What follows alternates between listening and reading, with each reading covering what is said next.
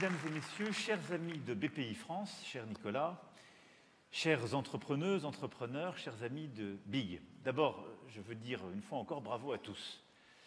Vous qui êtes les entrepreneurs et qui êtes à la fois la force, l'énergie, la sève, la fierté de notre pays. Malheureusement, je ne peux pas être avec vous cette année. C'est pourtant un rendez-vous auquel j'essaie d'être fidèle parce que je suis aux Nations Unies, à New York, pour l'Assemblée Générale et beaucoup d'événements que nous sommes en train de pousser, pour lesquels nous prenons de l'initiative. Mais je voulais, à travers cette vidéo, vous dire quelques mots pour vous redire dans cette rentrée, cette nouvelle saison, l'importance de ce que vous faites, ce que vous représentez, l'énergie que vous mettez dans vos entreprises, parce que c'est aussi de l'énergie que vous mettez pour le pays. Le pays est là face à d'immenses défis, et ces défis, on doit les relever ensemble. Et ces défis, c'est une accélération du monde extraordinaire en matière technologique. C'est une concurrence accrue qui touche nos entreprises, et donc une France et une Europe qui doivent s'adapter. S'adapter pour être aux côtés de cette innovation et de cette diffusion.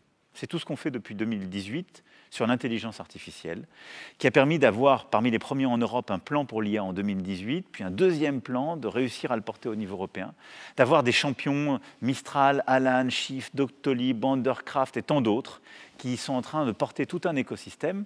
Et donc on doit aller plus vite, plus fort sur ce domaine, en ayant une politique européenne encore plus claire, en ayant des stratégies d'association avec des grands leaders industriels de pointe, ce qui est fait avec ASML, Renault, Stellantis et beaucoup d'autres. Mais il en faut des dizaines, des centaines d'autres en plus.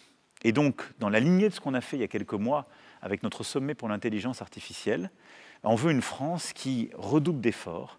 On veut du coup des investisseurs qui font confiance à cet écosystème, une politique stable, une diffusion de l'IA dans l'administration et dans nos entreprises, et un vrai marché unique européen du numérique et de l'IA. Et ça, c'est ce qu'on va essayer de faire ensemble en franco-allemand, parce que c'est la clé pour pouvoir accélérer en la matière.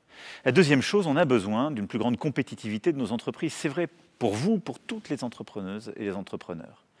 Alors l'IA, évidemment, y participe. C'est le cœur du plan Oser l'IA, lancé en juillet dernier, pour que 100% de nos grands groupes adoptent l'IA, mais aussi nos ETI, nos PME, nos startups, etc.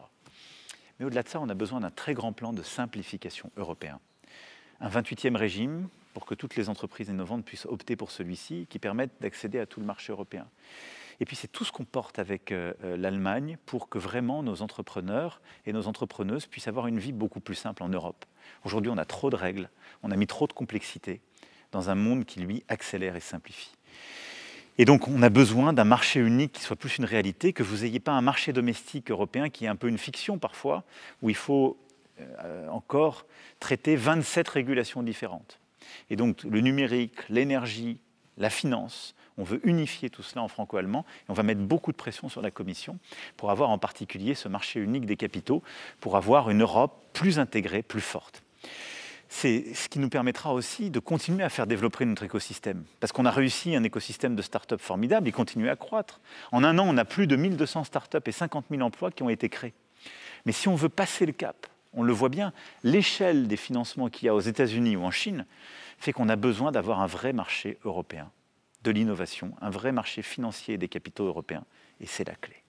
Et donc ça, c'est le deuxième élément, c'est véritablement qu'on a besoin de simplifier, d'accélérer la compétitivité européenne.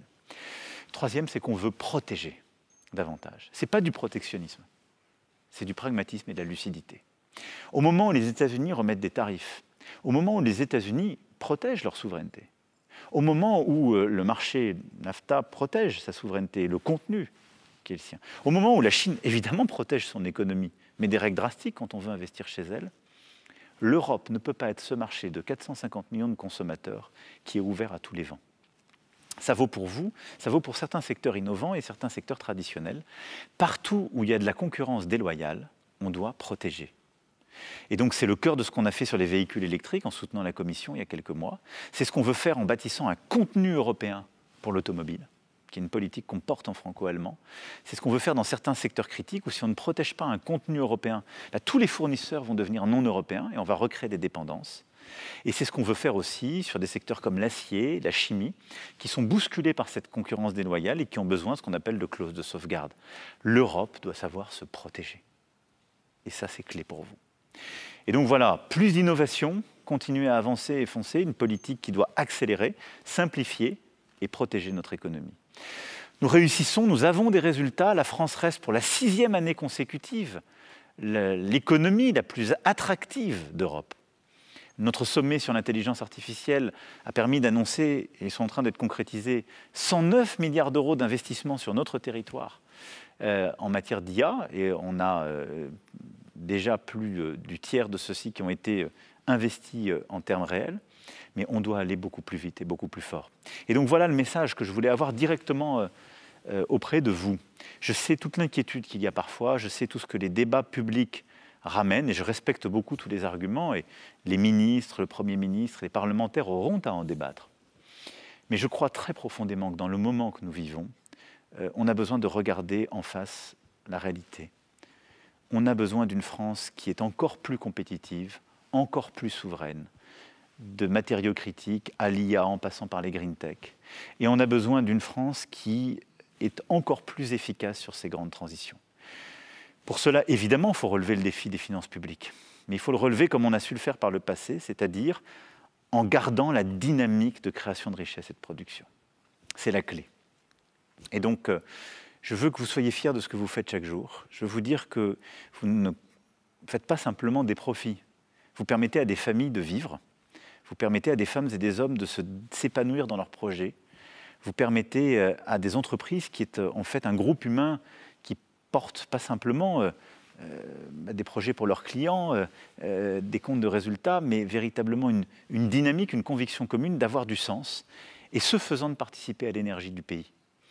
L'entrepreneuriat, c'est pour moi le cœur de pas simplement la vie économique, mais aussi de ce dont la nation a besoin. C'est-à-dire des femmes et des hommes qui se dépassent pour créer, pour inventer, pour pouvoir produire, pour permettre à des familles de vivre, de proposer un avenir qui sera meilleur encore que le leur à leurs enfants et de transmettre. C'est ça l'entrepreneuriat. C'est un mot français, je le dis toujours. Les anglo-saxons pensent que ce mot est à eux, c'est faux.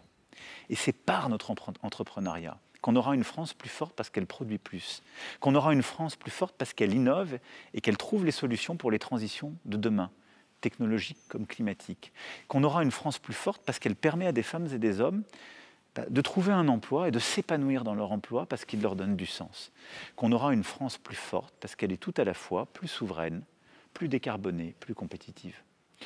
Voilà pourquoi je suis un grand adepte de ce BIG, voilà pourquoi je soutiens tout ce que vous faites, et que je veux ici dire vive l'innovation, vive la République et vive la France.